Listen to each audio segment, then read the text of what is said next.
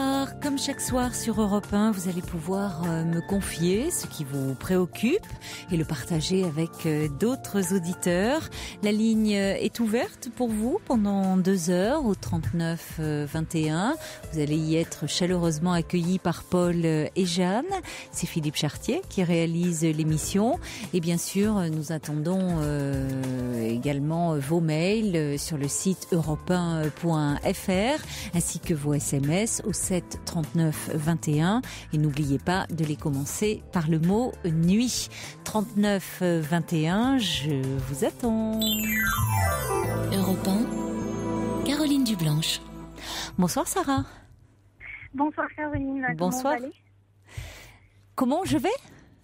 Oui, comment allez-vous? Je vais très bien, je vous remercie. Merci Sarah. Alors vous m'appelez, vous êtes actuellement dans le sud des États-Unis? Oui, c'est ça. J'habite aux États-Unis depuis 3 ans. J'ai 23 ans, donc en fait j'ai déménagé là-bas quand j'avais 20 ans pour faire une année d'études. Et en fait, je suis restée aux États-Unis. Oui. Et je me suis mariée avec mon copain. Et donc ça fait 2 ans qu'on est mariés. Il est américain, lui? Il est américain? Oui, il est américain. Ouais. D'accord. Bon. Donc ça fait 4 ans qu'on est ensemble. On s'est rencontrés. Moi j'avais 19 ans. Et vous êtes un peu loin, c'est vrai que vous l'êtes de fait, mais parlez bien dans votre combiné que je vous entende bien là, que je vous perde pas. La liaison est bonne pour le moment, donc on va en profiter. D'accord, ça marche.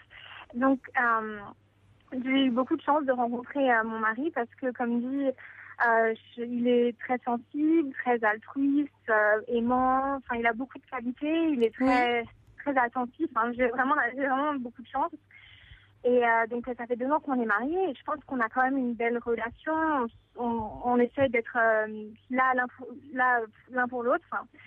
Mais il y a quelques problèmes. Enfin, on a quand même des problèmes comme beaucoup de couples. Et en fait, j'ai l'impression, les problèmes ils viennent beaucoup de moi parce que en fait, comme je dis dans mon email, j'avais beaucoup de bagages émotionnels quand j'ai commencé cette relation avec lui. Et en fait, j'ai l'impression de reproduire quand même pas mal de choses du couple de mes parents dans mon couple à moi. Et en fait, ça me plaît pas du tout. Et j'ai vraiment envie j'essaye délibérément de ne pas faire ça, mais en fait, j'ai pas l'impression que... Mais qu'est-ce qui se passe quand vous dites vous essayez de ne pas faire ça? C'est-à-dire que je vois dans votre mail, vous avez eu vos parents ne s'entendaient pas bien et du coup, il vous arrive d'être aussi assez agressive avec votre mari, assez dévalorisante dans vos propos, enfin... Oui, c'est ça Oui, en fait, on s'entend très bien jusqu'au moment où il y a une étincelle ou un petit truc un petit détail qui marche, un petit détail. Et puis après, on commence à discuter. En général, ça vient souvent de moi. Et alors, quand on commence à discuter, c'est toujours un truc vraiment anodin. Et puis après, moi, ça escalade, ça grimpe en intensité. Et je deviens très, très violente avec mes propos. On n'en est jamais venu aux mains et je pense pas que ça se fera parce que j'essaie quand même.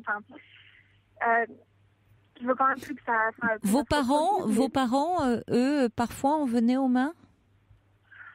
Oui, de temps en temps, mais pas tout le temps. En général, ils s'aimaient pas du tout. Enfin, moi, je me demandais toujours pourquoi ils étaient ensemble. Je leur demandais de se séparer parce que, ils s'aimaient pas du tout. En fait, c'était un peu comme des colocs qui s'entendaient pas trop. Et alors, du coup, quand je suis devenue adolescente. Là, je suis un peu rentrée dans le mix et puis alors du coup c'était parfois moi contre ma mère ou alors moi contre mon père ou mon père et moi contre ma mère. Enfin, c'était pas du tout. Vous êtes fille unique? En fait, j'ai un grand frère, mais il a 14 ans de plus que moi, donc j'ai pas vraiment grandi avec. Oui, il ne vivait plus à la maison. Donc en fait, non, vous voulez dire, vous preniez, il y en avait toujours 2 contre 1. Soit vous étiez du côté de votre mère ou du côté de votre père. Oui, souvent. Et puis, ils avaient un mariage vraiment pas du. Enfin, ils sont toujours mariés là. Un mariage pas du tout sain. Où c'était beaucoup d'insultes, beaucoup ils dénigraient beaucoup. Enfin, c'était. Alors du coup, moi, quand je me disais que c'est bizarre, mais je me disais tout le temps que de toute façon, quand on se marie, quand on est grand, les relations qui sont 100% heureuses, ça n'existe pas. Et que de toute façon, ça sera toujours un peu. Enfin, et maintenant, je suis surprise parce que je suis vraiment. Mon mari, c'est vraiment quelqu'un de bien. Et donc, ça me. Quand je suis lucide comme ça, ça me fait vraiment de la peine et j'ai vraiment envie d'arrêter de le mettre dans des situations où je suis vraiment méchante avec mes mots et où je suis pas dans l'empathie. Enfin, j'ai du mal vu que j'étais grandie aussi un peu comme Fini. Et vous pensez vraiment, c'est-à-dire que est-ce que c'est vous qui ressentez cela, c'est-à-dire que ou est-ce que c'est vraiment finalement est-ce que c'est votre perception des choses ou est-ce que votre mari vous a déjà fait le reproche en disant que vraiment il y a des moments où vous vous emportez trop, vous êtes trop agressive, ou vous le dévalorisez. Vous voyez, c'est ce que j'essaie de comprendre, Sarah. C'est-à-dire si c'est l'histoire que vous avez en tête et l'image que vous avez de vos parents qui vous parasite et où vous avez peur d'être comme eux. Et finalement avec une vision un peu exagérée des choses, parce qu'on peut se disputer en couple sans forcément que ça tourne comme ça à un enfer conjugal. Ou est-ce que réellement vous allez réellement trop loin parfois avec lui? Est-ce qu'il s'en plaint? Oui, souvent. Des fois, on se dispute et c'est des tout petits trucs et puis après, ça ne devient pas des grandes disputes. C'est juste des petites disputes et après, au bout de 5-10 minutes, on s'explique et c'est bon. Mais oui, non, il me le dit souvent. Il me dit souvent que... souvent, après les disputes, on a des longues discussions et il me dit... il est très lucide et il est très patient et il est vraiment... Moi, je l'appelle souvent mon psy parce que il a vraiment une manière de percevoir les choses et il me dit mais tu fais la même chose que tes parents, tu fais ça parce que tes parents faisaient la même chose et alors du coup tu me fais la même chose.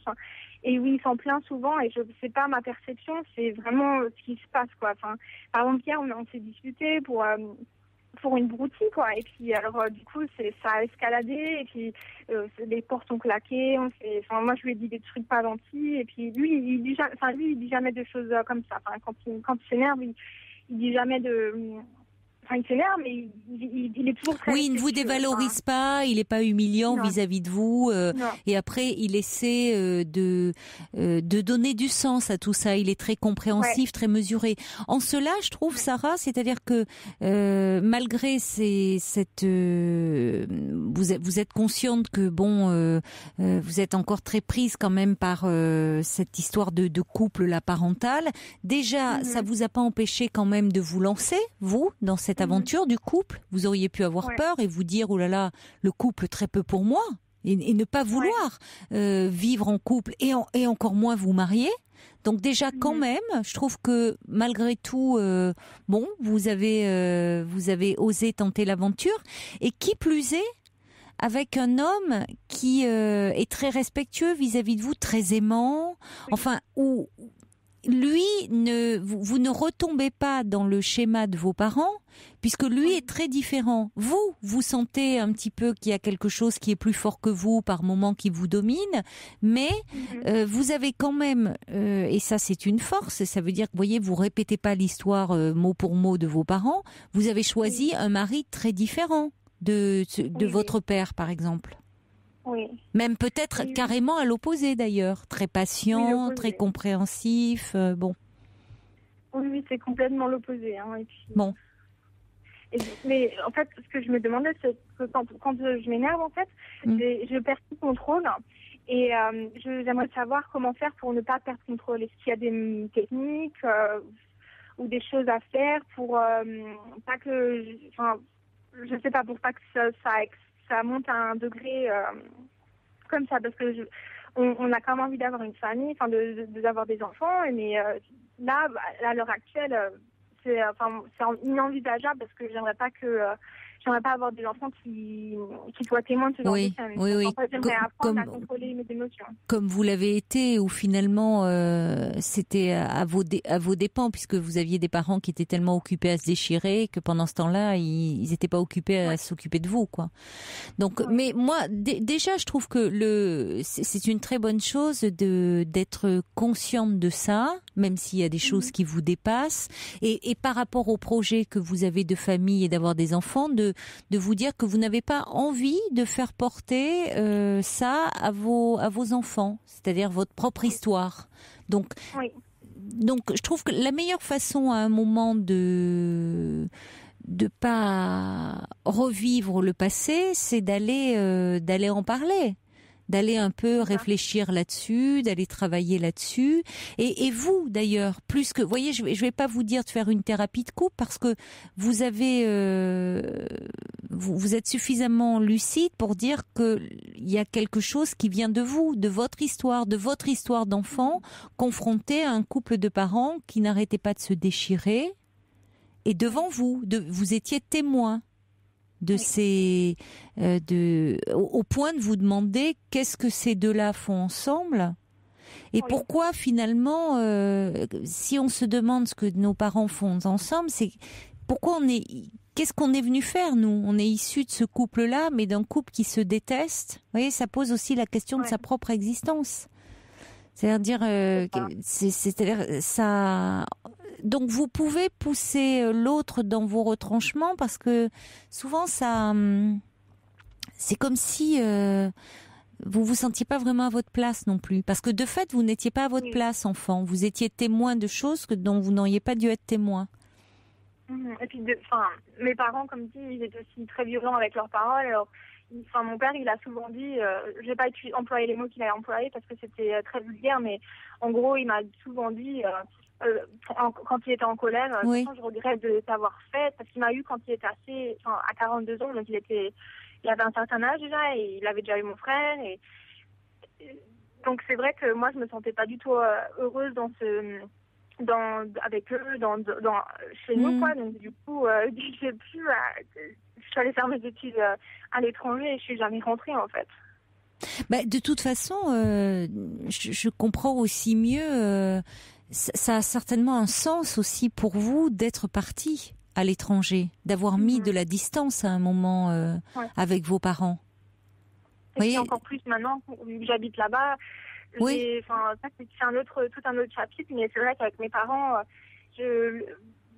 moins je leur parle et mieux je me porte. Mon père, je lui parle une fois tous les 3-4 mois peut-être, pendant 5 minutes au téléphone.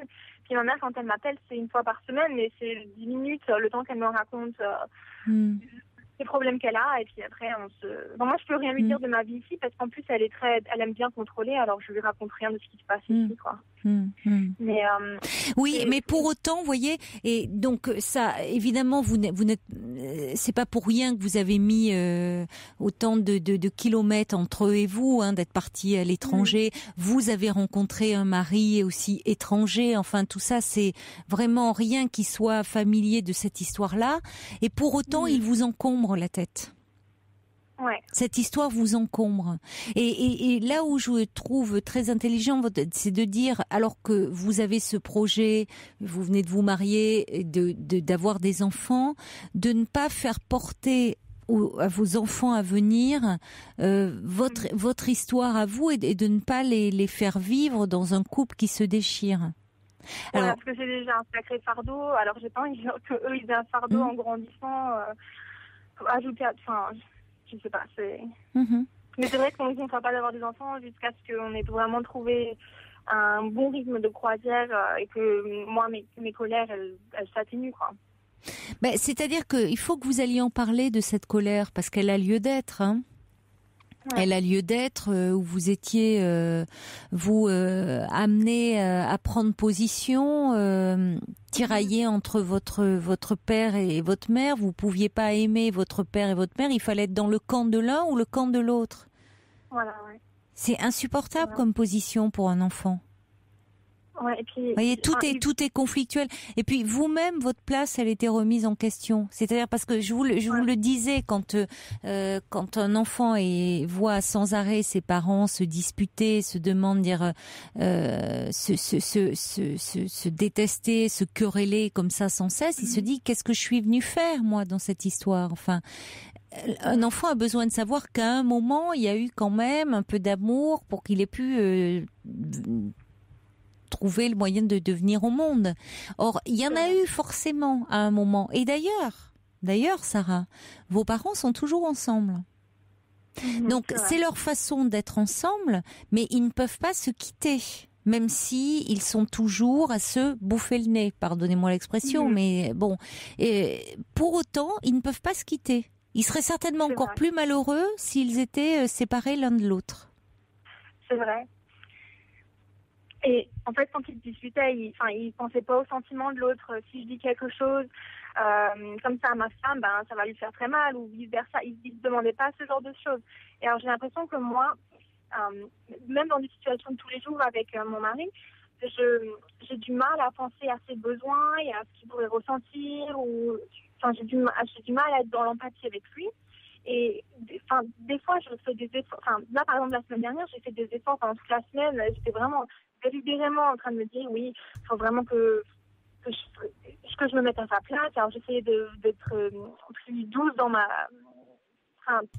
manière j'essayais d'être dans l'empathie avec lui. Et puis après, paf, il y a une petite dispute qui arrive. Oui, mais si vous faites preuve quand même d'empathie, sinon vous m'appelleriez pas pour en parler. Donc vous êtes bien consciente quand même, après coup, vous vous en voulez de finalement gâcher la relation, alors que vous lui reconnaissez plein de qualités et vous en avez aussi. Enfin, sinon, il est pas maso, votre mari.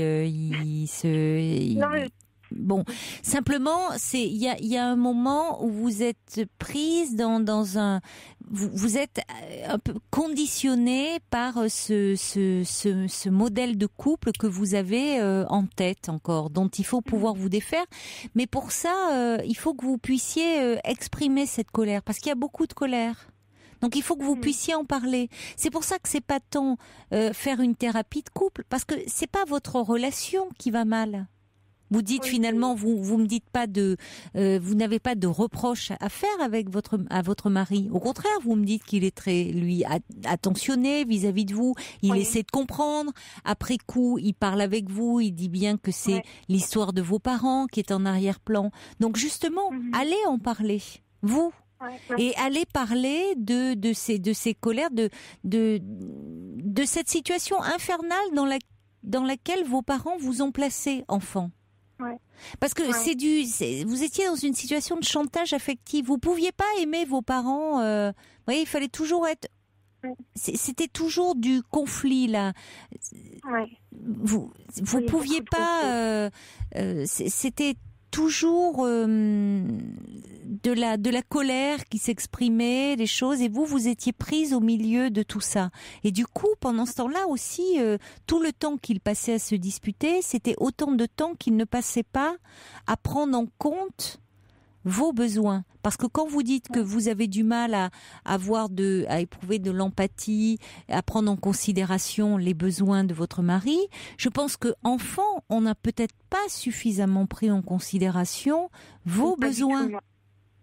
Matériellement, oui, mais émotionnellement, pas du tout, en fait. Mais oui. Donc c'est pour ça que j'ai l'impression que si j'avais jamais rencontré mon mari, je serais sûrement allée de relation en relation et qu'elles auraient toutes été très très conflictuelles et qu'au final j'aurais été malheureuse comme mes parents. Mais en fait, mon mari m'a déjà beaucoup ouvert les yeux. Oui, mais en même temps, Sarah, là où je suis très optimiste pour vous, c'est que vous savez, semble-t-il, aller vers ce qui est bon pour vous. Ouais. Vous ne restez pas collé à vos parents, vous avez pu mettre de la distance, vous avez rencontré votre mari, alors vous semblez dire oui, c'est un cadeau du ciel, mais en même temps, vous êtes allé vers cet homme-là aussi. Vous auriez pu effectivement aller de rencontre en rencontre ou aller vers des hommes avec qui vous auriez répété des schémas de relations, vous seriez déchiré. Vous êtes allé vers un homme très aimant et très attentif à vous. Donc vous savez faire des bons choix, enfin vers des choix qui sont bons pour vous en tout. Donc ça montre que quand même vous savez, il y a une partie de vous qui a envie de se faire du bien, quoi, qui va pas vers ce qui lui fait du mal. Donc ça, c'est plutôt très constructif. Et en plus, vous êtes tout à fait intelligente et consciente de ce qui se passe. Ouais. Donc c'est ce que dit Angie. Oh ouais, enfin vous avez 23 ans, hein. Donc, les 2 premières années où on était ensemble, quand on se disputait, j'avais du mal à voir à comprendre ce qu'il me disait, et puis, en fait, à force de parler après qu'on se dispute, j'ai compris en fait les schémas qui se répétaient et puis, enfin bon, c'est. Ouais. Alors Petite Plume dit justement quand les enfants qui sont pris, qui sont au cœur comme ça des disputes des parents, elle dit parfois l'enfant prend parti pour un de ses parents et au final se retrouve rejeté par celui dont il avait pris fait et cause. Oui, c'est souvent le cas parce que le couple fait bloc, souvent, finalement. Il s'entend bien, il repose sur il s'entend bien du fait de ses névroses, mais ces névroses fait qu'ils restent ensemble et souvent longtemps. Ce sont des couples qui tiennent bien. Mais comme le dit Angie, souvent poser la question, c'est la résoudre, donc vous êtes vraiment sur le bon chemin. Okay. Allez-vous en parler? Si vous pouvez trouver quelqu'un, ça serait bien que ça soit dans votre langue, quand même, voyez, plutôt qu'en anglais. Ouais, mais en fait, là où j'habite, c'est une ville de taille moyenne, mais je pense pas qu'il y aura quelqu'un qui... Enfin, je vais me renseigner, mais je doute qu'il y ait quelqu'un qui parle français, mais de toute façon, vu que je parle pas beaucoup français, vu que... Vous êtes complètement bilingue. Oui. Bon, oui. Bah alors dans ces cas-là, vous pensez que ça arrive de prendre longtemps de faire un travail ou ça... Ça, je ne sais pas. C'est toujours la part d'inconnu. En tout cas, ça vous permettra de pouvoir déjà parler de votre colère et pouvoir avoir un lieu où vous pourrez être entendu, ce que vous n'avez pas été suffisamment entendu, enfant. Et je pense qu'il y a aussi les racines de votre colère, certainement, se trouvent là, en partie. Oui. Dans le fait que vos besoins n'ont suffisamment pas été pris en considération. Donc, à certains moments, vous demandez à votre mari de jouer le rôle de parent, enfin, vous voyez, c'est à vos parents que vous vous adressez. Et donc, effectivement, c'est pas à lui vous vous en rendez compte après coup de tenir ce rôle-là, ou en tout cas, vous chargez la barque de votre relation trop lourdement. Donc c'est bien que vous... Oui, pardon. Excusez-moi, je vous ai interrompu. Allez-y. Ben, en fait, j'ai remarqué en plus... donc en fait, quand on s'est mariés, on a invité personne, on a fait juste un truc entre nous deux. Donc ça faisait longtemps que j'avais pas vu mes parents. Et alors, pour Noël, on est retourné... excusez-moi, on est retourné voir mes parents. Et j'ai remarqué que c'est...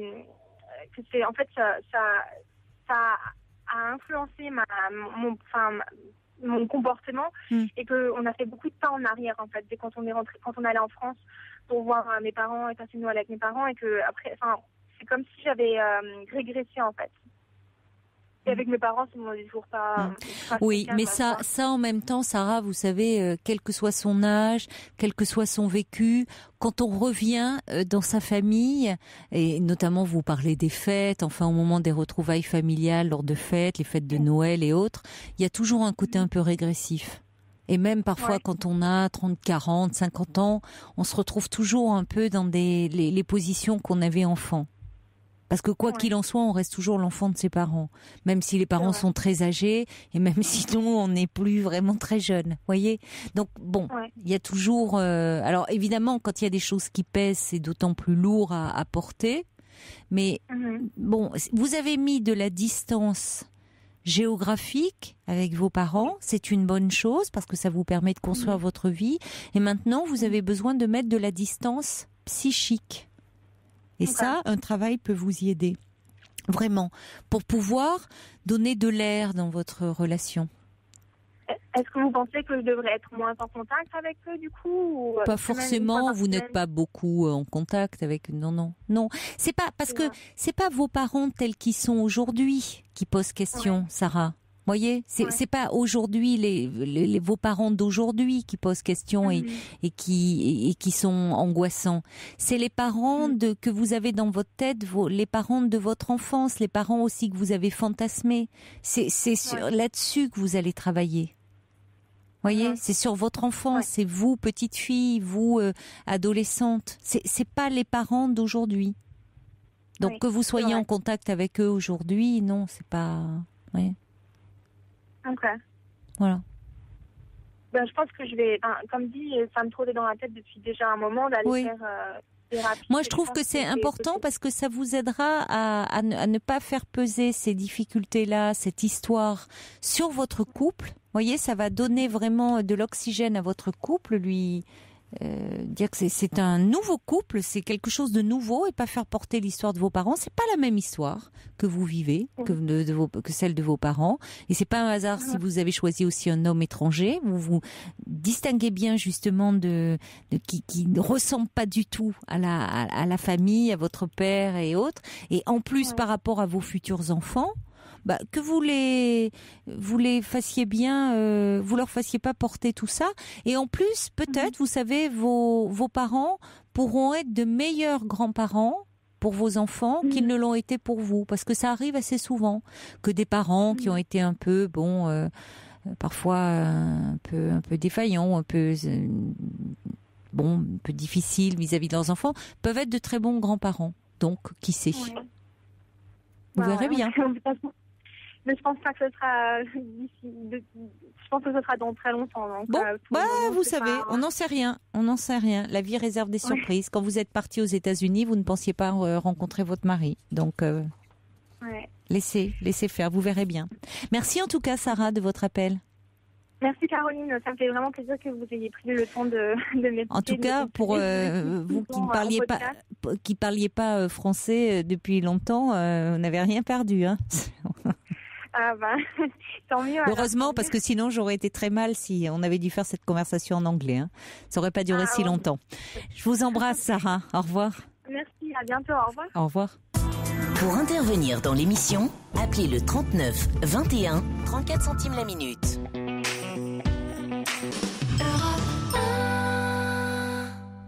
Bonsoir Pierre. Oui, bonsoir. Bonsoir. Bonsoir, je me permets de vous appeler. Vous faites bien. Je ne sais pas comment et par où commencer. Vous voulez me parler de votre sœur, hein? Voilà, je vous appelle pas pour moi, je vous appelle donc un peu pour moi aussi parce qu'on est face à une situation où j'ai une sœur de 20 ans. Oui. Moi j'en ai 23, donc 3 ans de plus qu'elle. Oui. Et elle est face à une situation où elle est en échec scolaire. Elle est tombée dans la drogue, dans l'alcool. Et par rapport à ça, aujourd'hui, elle vit toute seule dans son appartement. Avant, elle vivait avec mes parents. Et ce week-end, il s'avère qu'on a fêté ses 20 ans et elle m'a appelé à 8h du matin, dimanche matin, pour me dire de venir la chercher dans un petit bourg de campagne à une vingtaine de kilomètres. Oui. Elle avait eu une très très violente altercation avec un de ses groupes d'amis. Ça a failli finir aux mains, quoi. Donc elle est montée dans la voiture, on est parti assez rapidement. Oui. Elle se met en danger, quoi. Donc du coup, elle arrive à une situation où elle se met en danger. Donc j'en discute avec mon père, qui s'occupe d'elle. Mais aujourd'hui, oui, c'est ce que j'allais dire. Que font vos parents? Parce que c'est important. Je vous sens, je comprends, très préoccupé. Vous êtes très proche. C'est vous qu'elle appelle d'ailleurs, mais il est important là que vos parents soient présents et s'en occupent là, parce qu'elle va pas bien. Tout tenté. Elle a fait des cures, elle a fait... Des cures, mais il y a combien de temps qu'elle est... En hôpital, il y a 1 an, elle a fait une cure, elle en a fait une autre il y a 2 ans, parce que c'est pas nouveau, son problème d'addiction. Alors, au début, mon père est très à l'écoute, peut-être, je dirais qu'il n'a pas été assez ferme, mais qu'aujourd'hui, si vous voulez, ma mère est morte quand j'avais 14 ans, elle en avait 11. Oui. Et elle a peut-être perdu un côté d'affectif parce que depuis mon père s'est remarié, donc du coup ma belle-mère n'avait pas le même rapport avec elle. Elle s'entend pas bien avec votre belle-mère?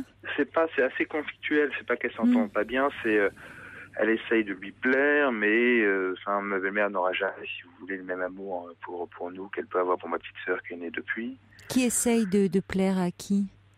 Ma sœur essaye de plaire à ma belle-mère. Ah oui, au départ. Oui, d'accord. Oui, elle cherchait à être aimée d'elle. Bon, c'est quand même. Elle était en attente, en demande d'attention et d'affection. Avec le recul, je me dis que c'est parce qu'elle avait 11 ans, donc elle avait peut-être besoin aussi de... Oui, certainement. C'est toujours très difficile de perdre sa mère.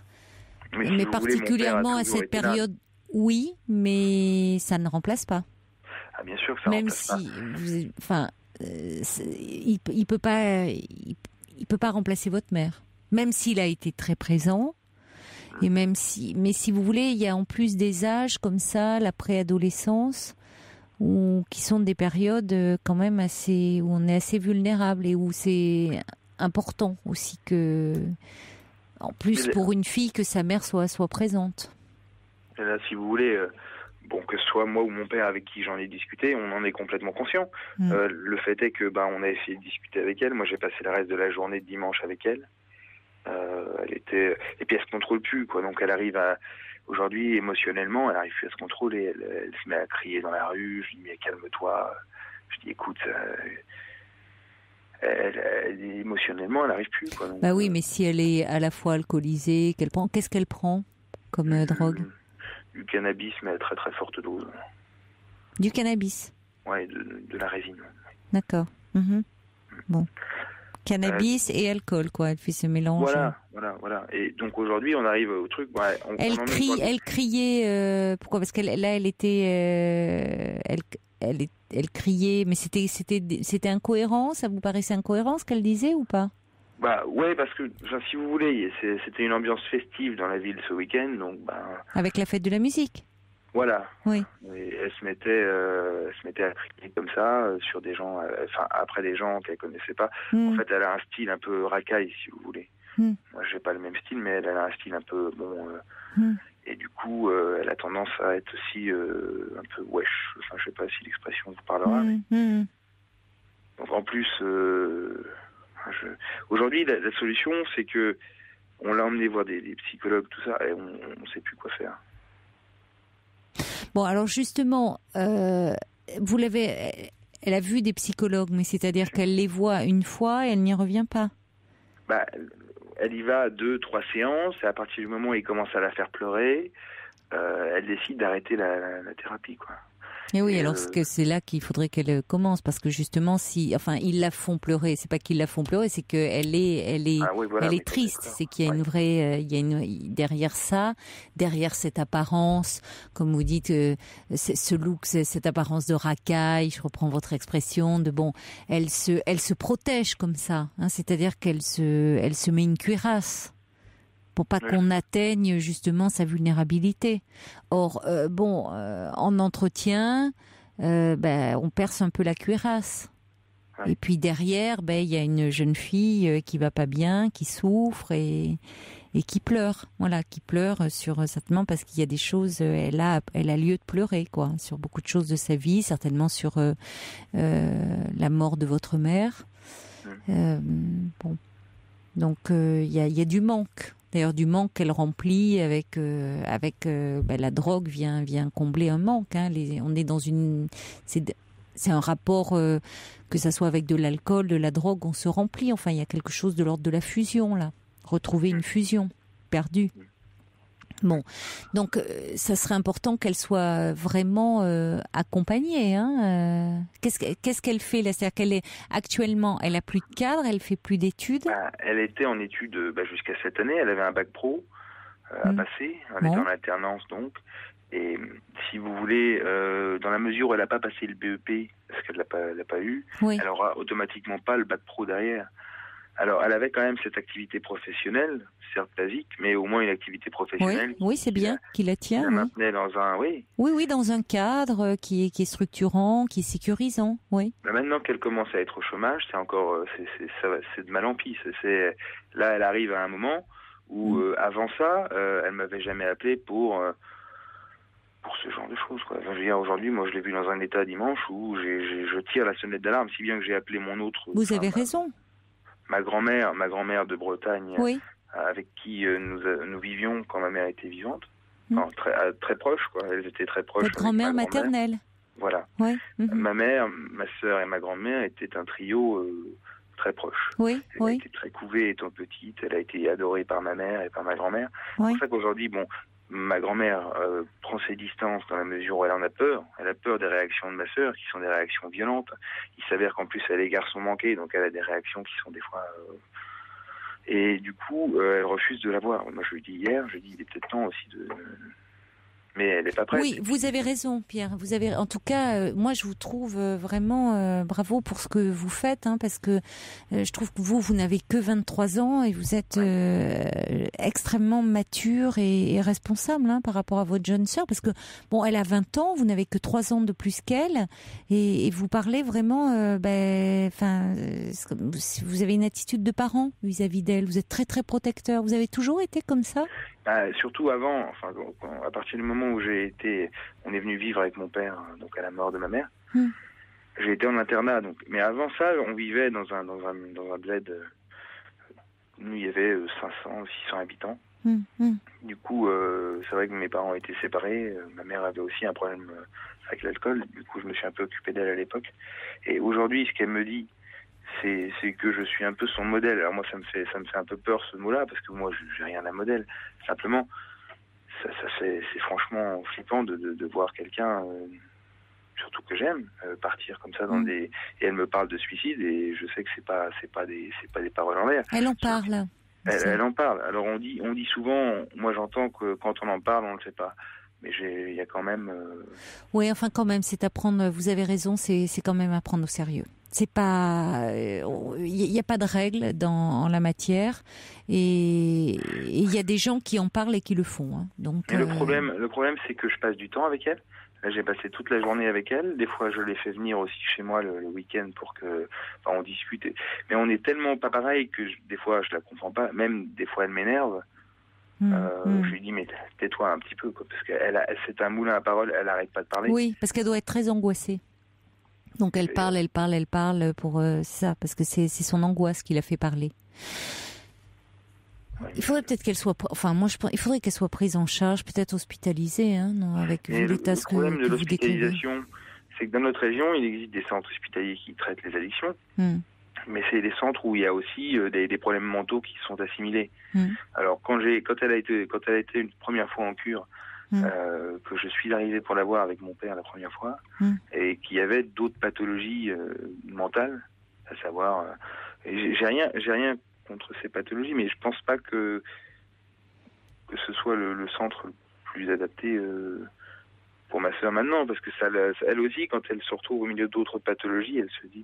C'est le problème, parfois. Bon, effectivement, quand il y a des hospitalisations, il peut y avoir des pathologies mélangées, des pathologies plus lourdes, mais en même temps, l'important, c'est qu'elle soit prise en charge. Or là, ça n'a rien fait, elle a été 3 mois. Elle part en vrille, là, quand même. Ouais, mais là, elle part en vrille.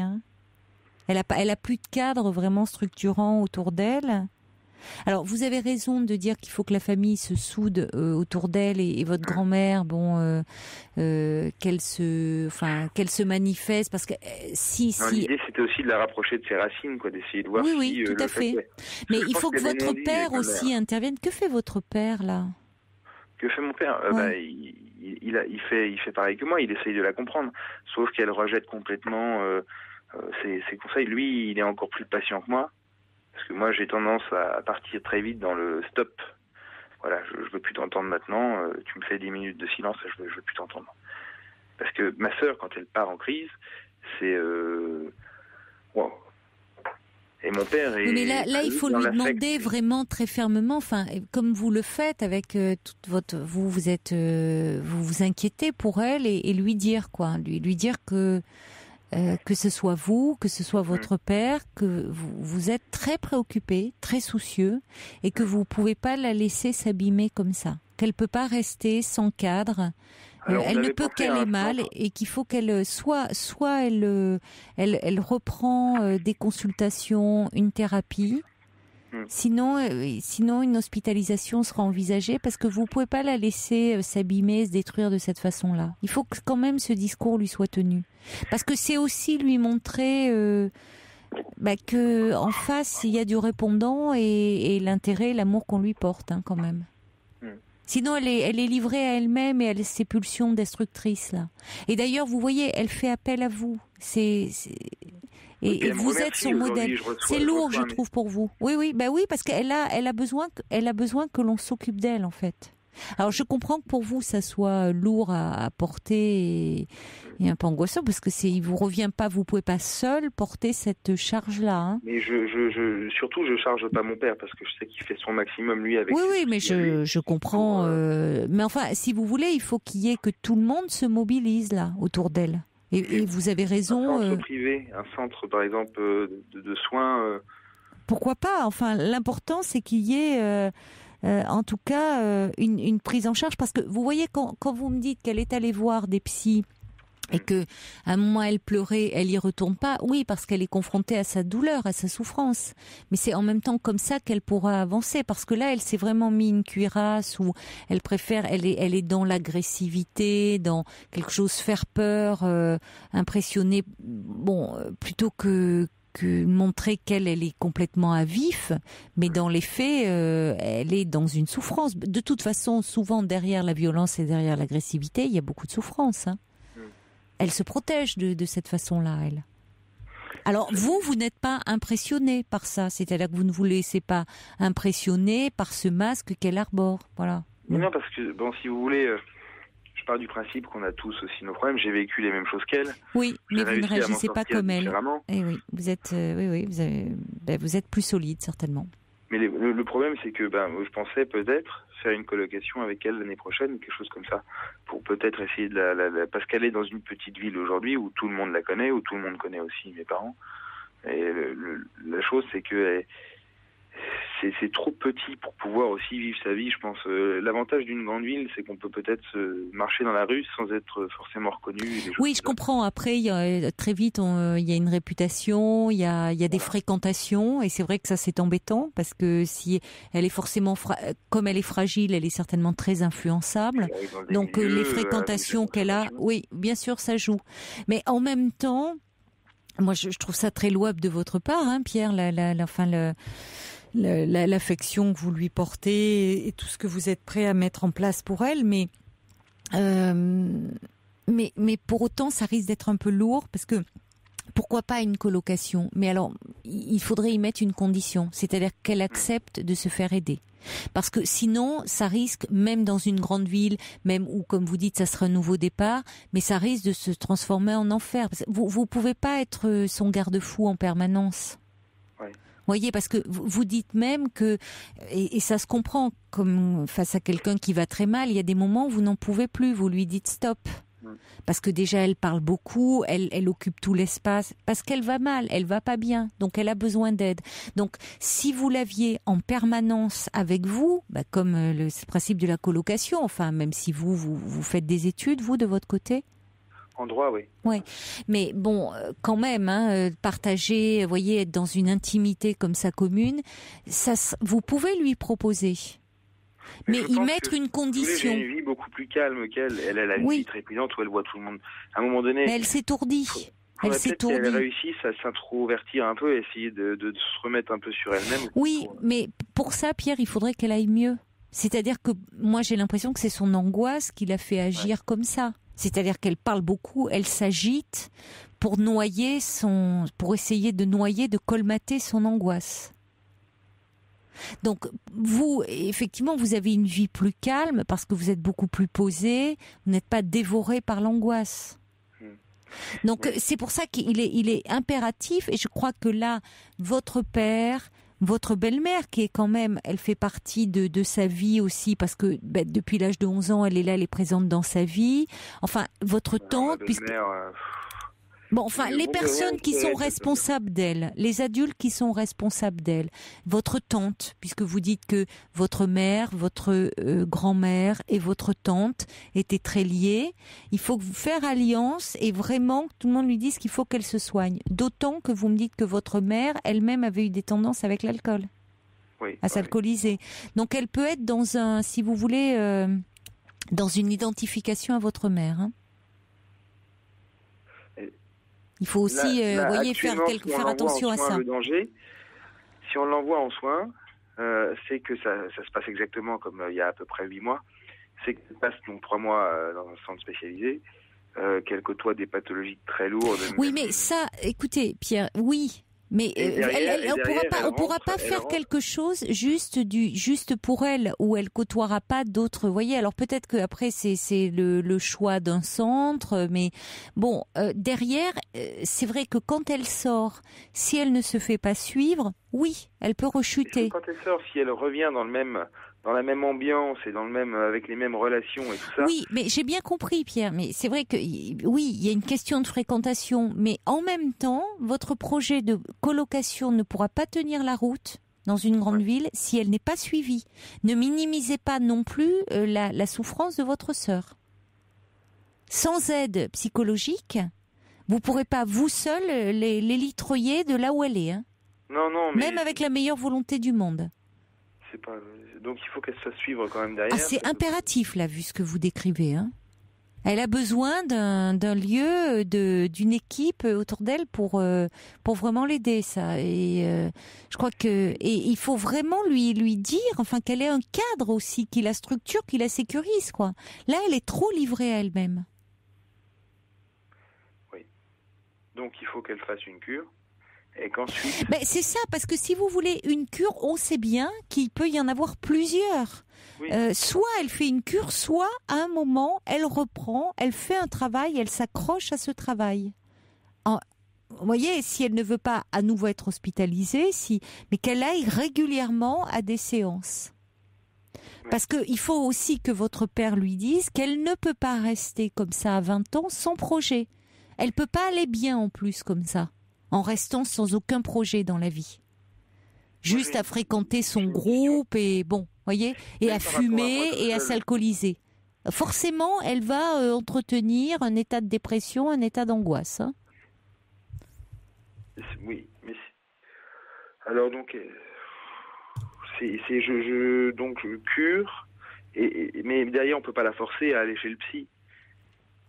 Alors parce que non, mais vous pouvez lui dire, oui, mais mais votre père peut très bien lui dire que si elle n'accepte pas un suivi psychologique, étant donné sa dépendance, étant donné sa souffrance, il la fera à nouveau hospitaliser.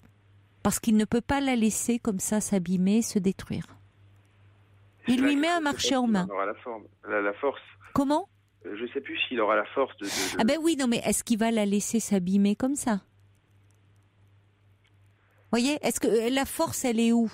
Elle est de laisser faire, de la laisser livrer à elle-même, à ses pulsions destructrices, ou à un moment, de lui proposer un cadre ? Parce que c'est ce qu'elle attend. Pourquoi elle vous appelle ? Pourquoi elle vous dit que vous êtes son modèle ? Qu'est-ce qu'elle attend de vous ? Elle vous met en position de parent. Mon modèle, je veux pas l'être. Mais je comprends, et vous avez raison, Pierre. Vous ne pouvez pas seul vous occuper de votre sœur. Donc il faut qu'il y ait un relais et impliquer votre père. Impliquer votre père, impliquer toute la famille là autour. Vous avez raison, il y a un réel problème et il faut qu'elle soit vraiment prise en charge. En contactant à ce moment-là, il peut y avoir une maison des adolescents parce qu'il peut y avoir une extension aux jeunes adultes. Peut-être, si ça ne s'est pas bien passé, dans le centre où elle a été hospitalisée, où il y avait trop de pathologies qui pouvaient être angoissantes pour elle, trouver un autre centre, voyez, mais en tout cas, qu'il y ait quelque chose de proposé pour elle. Hein. Mais qu'elle ne reste pas son cadre où on sait qu'elle s'alcoolise, qu'elle fume et puis qu'elle a des idées suicidaires. Donc on ne laisse pas une jeune fille comme ça. Voilà. Parce qu'elle a été plus loin encore, parce que moi je suis homosexuel. Et donc 3 jours après que j'ai dit à mes parents que j'étais homosexuel, elle a été dire à mes parents qu'elle aussi était homosexuelle. Bon, oui, mais là, il y a un peu du mimétisme, il y a... Bon, voyez, vous êtes son modèle aussi, hein, donc il faut faire la part des choses, hein. Bon. Oui, mais c'est vrai que d'après ce week-end, là, je mélange un peu tout. J'ai l'impression, parce que ça vous a angoissé, ça vous fait... C'est pas à vous de tout porter. Il faut que vous impliquiez vraiment, dire que... Parlez à votre père du fait que elle vous fait part quand même d'idées suicidaires, que ce week-end, dans quel état vous l'avez trouvé, et qu'il est important qu'il lui dise, qu'il ait une discussion avec elle en disant qu'il faut qu'elle reprenne un travail sur elle-même. Si elle ne reprend pas un travail sur elle-même, une hospitalisation est à nouveau envisagée parce qu'il ne peut pas la laisser s'abîmer de la sorte. D'accord ? Oui. Vous ne pouvez pas tout porter seul. Parce que vous ne pouvez pas non plus envisager une colocation tant qu'elle va aussi mal. Il faut vraiment qu'elle ait une prise en charge. D'accord ? Non, alors, Faites attention à vous quand même. Si, juste après sa cure, quoi. Mais on la Oui, force, de en toute tout cas, à y façon, aller. il faut qu'il y ait quelque chose, oui. Il faut qu'il y ait que derrière, elle sente que vous ne lui laisserez pas le choix à un moment. Ouais. Qu'elle ne peut pas rester comme ça, sans aucun cadre autour d'elle. Bah, écoutez, je vous remercie. Je vous en prie. Je vous remercie, puis je vous souhaite une très bonne soirée. Bon courage à vous. Au revoir, Pierre. Merci, au revoir. Pour parler à Caroline Dublanche, appelez le 39 21, 34 centimes la minute.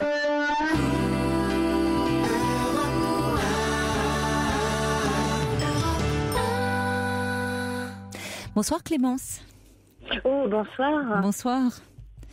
Alors Clémence, vous êtes avec votre roulotte et vos juments aux portes de Paris, je crois au Bourget, finalement. C'était le salon du Bourget et vous arrivez, pour ceux qui, petit rappel en arrière, vous faisiez une promotion de la lecture et du cheval, vous avez fait un peu un tour de la Bretagne. Alors je suis là maintenant au 7e voyage. Donc il y a quelques kilomètres parcourus et c'est vrai que je suis partie là le 10 mars dernier de la pointe du Finistère pour atteindre le Bourget. Et le thème choisi pour cette année, dans une année qui est en crise, mais en tout cas nous avions envie de conduire la jeunesse un petit peu avec confiance et espoir vers demain. Et donc le thème retenu a été toute l'histoire de l'aviation. Et regarder d'un peu plus près les progrès qu'ont été capables de faire les hommes et les femmes réunis autour de ce plus grand rêve de l'homme qui était de voler. Donc à travers toute une pédagogie qui est mise en place par une roulotte qui a une grande carte de voyage, par une roulotte qui se visite et qui est transformée en musée de l'histoire de l'aviation, on emmène un petit peu la jeunesse à voir de plus près cette belle aventure. Et puis, on a fait participer à peu près 5000 élèves sur l'aventure. Et là, je suis arrivée au Bourget. Oui. Ouais. Donc, on est... Donc, vous y étiez en plein au moment du salon Alors, je n'étais pas avec la roulotte dans le salon. Ouais. Par contre, ce que nous avons organisé, c'est comme on est vraiment sur toute... c'est essayer d'amuser un petit peu nous donner un petit peu de joie de vivre et d'emmener cette jeunesse avec confiance vers demain. Et pour cela, on leur a donné on a fait participer et on continue à faire participer les villes, notamment les écoles autour de notre aventure. Et ce que je fais, c'est que je leur ai remis à toutes les villes étapes une grande feuille de lin, mais c'est une feuille qui ressemble à une grande affiche qui est fabriquée par le dernier papetier breton. Et ces feuilles ont été remises avant mon départ aux villes partenaires et un voyage organisé comme une grande chasse au trésor de l'histoire de l'aviation. Et les élèves ont travaillé sur des aviateurs concernés par leur ville. Si je prends un exemple, à Bois d'Arcy, il y a Santos Dumont. Et les élèves nous ont raconté sur cette feuille l'histoire de Santos Dumont. Donc ils ont fait un travail de recherche, un travail encadré par les enseignants, les bibliothèques, les musées, autour de l'aviateur concerné. Et quand j'arrive dans la ville, alors la ville se met en fait complètement, elle est en ébullition par l'arrivée de 3 juments, parce que j'ai 3 juments là, et une roulotte qui fait 2 tonnes. Eh bien, quand j'arrive dans la ville, toute la ville est mise en fête. Vous n'en aviez qu'une auparavant. Donc là, maintenant, ça y est, vous avez triplé. Là, oh là là, oui, ça fait, c'est 3 juments. Petite entreprise est en pleine expansion. Ouais. Voilà. Mais c'est pas la même douceur de voyage. Ah ben non, forcément. Oui. Et 3 pour arriver en Île-de-France. Et jusqu'à quand alors vous êtes au Bourget là? Alors, disons que le grand rendez-vous, parce que le très lien vite, entre parce qu'on conclut là. Ouais, c'est le quand? lien entre le cheval et l'aviation, c'est la barque ailée de Jean-Marie Lebris. C'est mercredi à 11h. Mercredi prochain à 11h, j'arrive avec les 3 juments et la roulotte devant le musée de l'air et de l'espace. Tout le monde est invité à venir. Rendez-vous est pris et pour tous ceux qui ont envie de vous rencontrer, eh bien voilà, qui se rendent mercredi prochain devant le musée de l'air et de l'espace. On vous embrasse et belle caresse aux juments. À bientôt Clémence, au revoir. Au revoir Caroline, au revoir.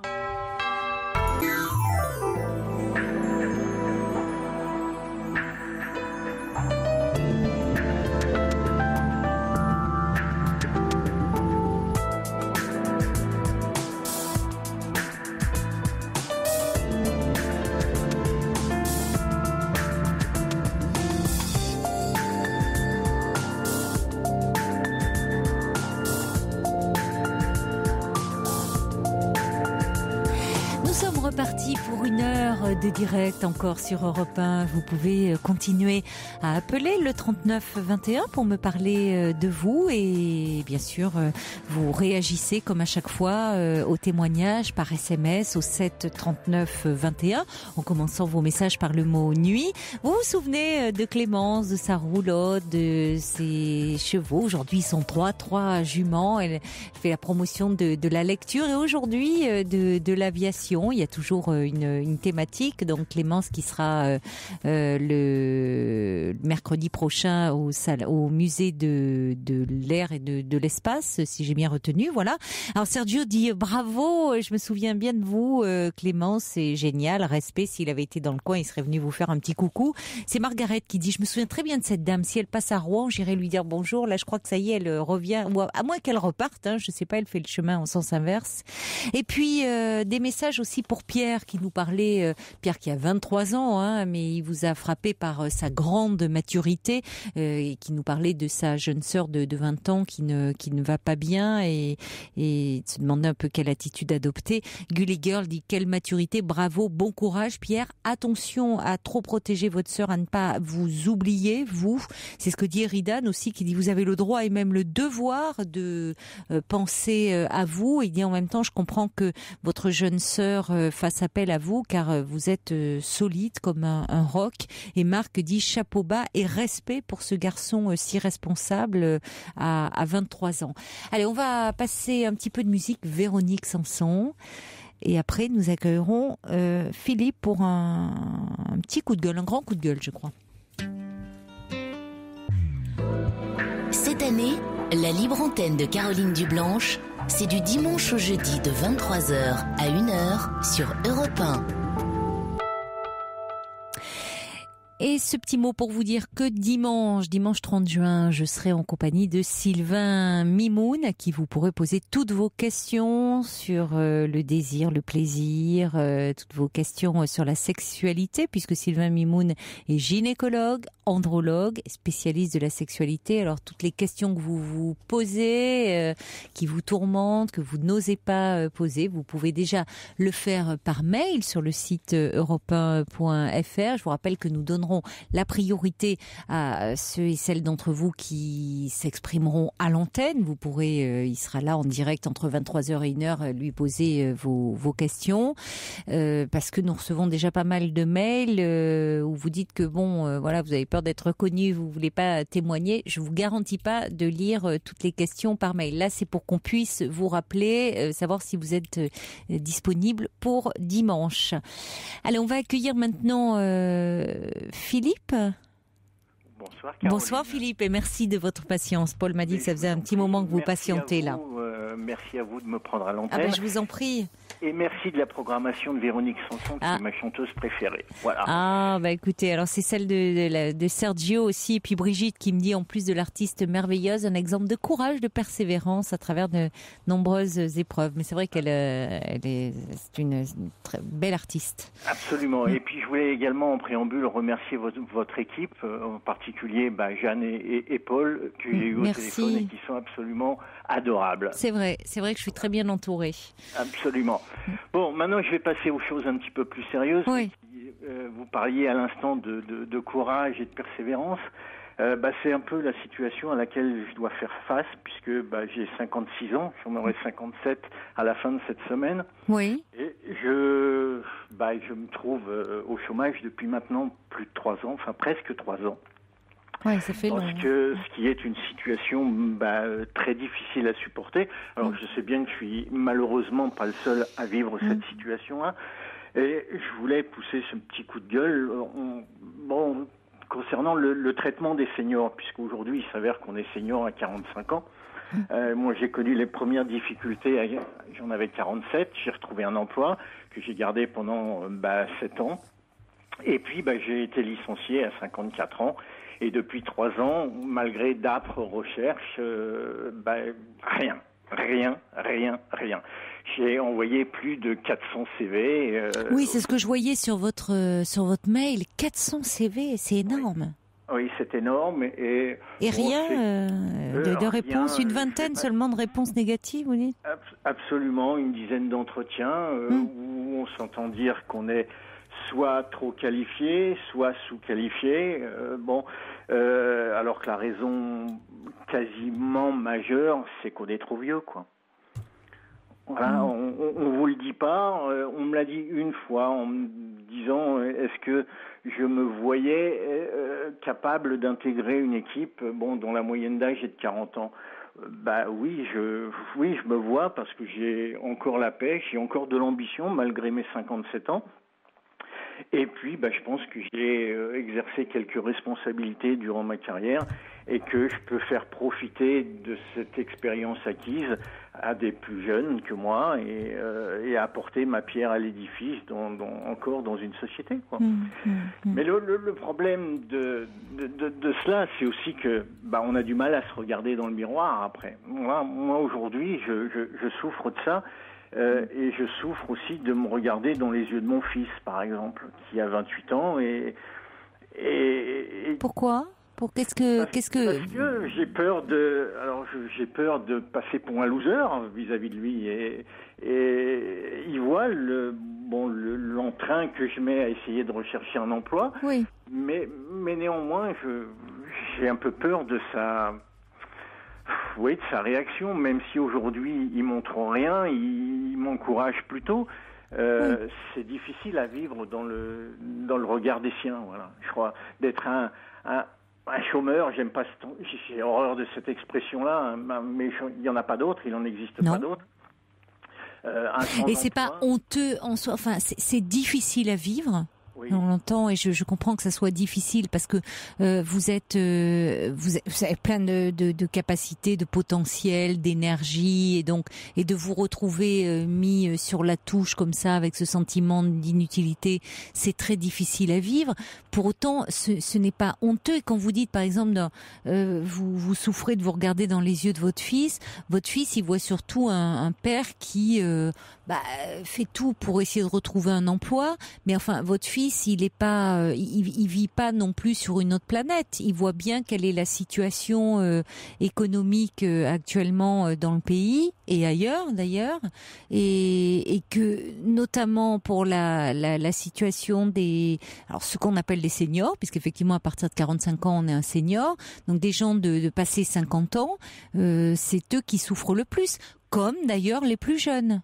Donc je ne sais pas ce que fait votre fils. Est-ce que lui travaille ? Oui, il a de la chance. Il a la chance d'avoir un emploi. Diplôme, il a un bon job et je suis très heureux pour lui. C'est un souci pour moi.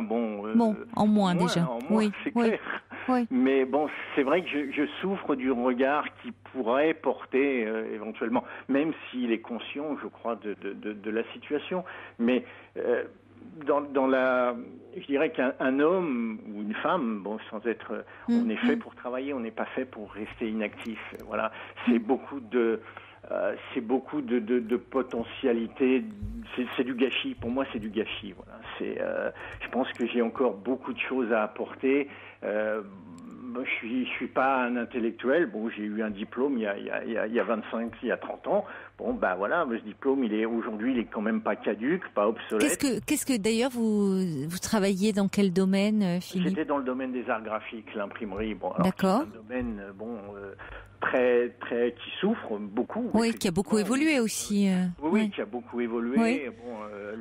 L'Internet, a pris beaucoup de parts de marché à l'imprimerie. Pour des raisons diverses et variées que j'expliciterai pas ici parce que ça serait trop long. Mais c'est un secteur qui est particulièrement touché. Mais néanmoins, je vois le temps filer et depuis 1 mois et demi, 2 mois,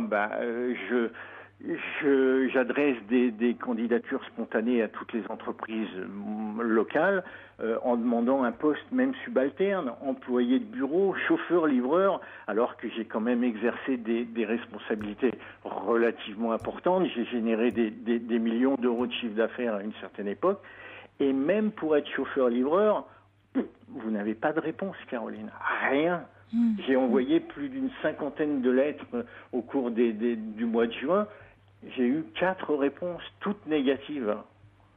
pour être chauffeur-livreur ou employé de bureau. Mais en plus, c'est vrai que et cela dit, si vous êtes surqualifié par rapport au poste que vous demandez, c'est pas étonnant en plus que vous ayez des réponses négatives. Mais de toute façon, vous en avez dans votre domaine de formation, qui est, on peut passer, en profiter, vous êtes sur Europe 1, de dire qu'est-ce que vous recherchez dans votre domaine, vraiment, quelle est votre fonction. J'aurais souhaité un poste de commercial, mais je suis prêt à prendre n'importe quel emploi. Dans les arts graphiques, c'est ça? Oui, non, peu importe, Caroline, puisque vous me tendez la perche, je vais la saisir, mais peu importe, je veux un emploi qui me permette de me regarder, de me lever le matin en me regardant dans la glace et en me disant aujourd'hui tu vas bosser. Vous voyez, aujourd'hui c'est un lundi. Lundi c'est le jour le plus difficile de ma semaine. Parce que vous avez le week-end où vous êtes en famille, avec des amis, et puis le lundi, ou le dimanche soir, tout s'évapore, et puis le lundi vous voyez tout le monde partir au boulot, sauf vous. Ouais. Et ça, je le vis de plus en plus mal. Donc aujourd'hui, je suis prêt à prendre n'importe quel boulot, dans des conditions de rémunération quand même, puisque j'ai quand même bien gagné ma vie, dans des conditions de rémunération convenables. Mais n'importe quoi, je prends. C'est pas compliqué. N'importe quoi, je prends. Oui, parce que vous supportez plus cette inactivité, au point, vous dites que c'est, vous parlez dans votre mail d'un calvaire journalier, au point d'avoir quand même des idées très noires, parfois, vous dites. Ah bien sûr, oui, j'en ai eu de très noirs, j'en ai eu de très noirs. Je m'en suis même ouvert à un moment donné avec mon fils, et ce qu'il a mis dans une situation délicate. Mais c'est vrai qu'on pense parfois à un geste irrémédiable, oui, parce que cette situation est. On a l'impression de perdre son intelligence, de perdre toute confiance en soi, son estime de soi. C'est surtout ça, oui, c'est ça. Vous ne perdez pas évidemment votre intelligence et encore moins votre valeur personnelle, mais l'estime de soi, oui. Vous vous dévalorisez en fait. Tout à fait, mais je pense qu'on perd quand même un petit peu de ses capacités. À force de votre cerveau, il travaille pas, si vous voulez. C'est-à-dire par rapport à un savoir-faire, oui, le savoir-faire qu'on a. Plus on le met en place, on l'applique, on le met en pratique. Évidemment, à force on peut perdre un petit peu ça. Mais c'est pas votre intelligence qui est en cause, ou en tout cas celle du travail. Vous voulez dire dans le sens pratique. C'est la pratique. Oui, je comprends ce que vous voulez dire. Vous avez l'habitude de vous exprimer. Alors moi j'étais commercial, donc des longues discussions, donc j'avais je crois une facilité d'élocution que j'ai l'impression de perdre au fur et à mesure que le temps s'écoule. Alors écoutez, pas du tout là à l'antenne en tout cas. C'est gentil. Non, mais je dis pas ça en plus pour vous rassurer, vraiment vous vous exprimez très bien. D'accord. Et pourtant, l'exercice n'est pas facile parce que c'est quand même impressionnant de passer à l'antenne. Enfin, c'est pas un exercice que vous faites tous les jours. Non, je l'ai jamais fait, c'est la première fois. Bon, alors d'autant plus. Donc non, on sent que vous avez une aisance pour le coup. Voilà, donc j'ai cette aisance d'élocution, j'avais un bon rédactionnel également. Et tout ça, j'ai l'impression quand même que ça me file entre les doigts. Faute de pratique. Et c'est difficile à vivre tous les jours de se lever, de s'habiller, de se raser, Oui. C'est ça, oui. C'est ce qui était dans le chômage longue durée. C'est petit à petit de trouver une motivation, comme vous dites, pour le quotidien, de se lever, de s'imposer finalement. C'est un rythme. Absolument. Alors je me l'impose. J'envoie des mails tous les jours. Je téléphone. J'ai eu divers projets, bien évidemment, durant ces 3 ans. Mais là, j'ai l'impression que j'arrive au bout. J'arrive aussi au bout des allocations chômage. Ce qui fait que la chape de plomb est là, encore plus présente qu'elle ne l'était il y a quelques mois, et c'est de plus en plus difficile à vivre. Comment êtes-vous entouré, parce que vous parlez de votre fils, donc est-ce que je veux dire, vous avez une compagne, vous avez quelqu'un auprès de vous? Je vis seul, j'ai une amie, bien évidemment, mais je vis seul. Et elle fait beaucoup pour m'aider, mon fils également. Mais c'est vrai qu'aussi, vous avez ce lien social qui manque. Oui, c'est ça. Vous avez aussi ce lien social qui manque, parce que vous allez au bureau le matin, quand vous arrivez à Europe 1, vous saluez... Mais là, moi, j'ai personne à saluer. Voilà, c'est ça aussi. Alors bon, vous sortez, vous avez un ou deux amis que vous voyez le week-end parce que ils bossent. Oui, c'est un exercice difficile. Non, mais c'est ça. Ça désocialise très vite. C'est ça. Vous êtes après en décalage par rapport à ceux qui travaillent et comme vous dites, après, en plus, en vivant seul, oui, vous perdez un peu le contact comme ça quotidien. Donc c'est important et le réseau. Et alors justement, en parlant de réseau, il y a Amandine qui dit vous pourriez peut-être aller voir une association. Je ne connais pas cette association, mais elle dit comme ECTI. Elle dit voir leur site et les rencontrer. C'est un réseau de retraités bénévoles qui ont plein de contacts.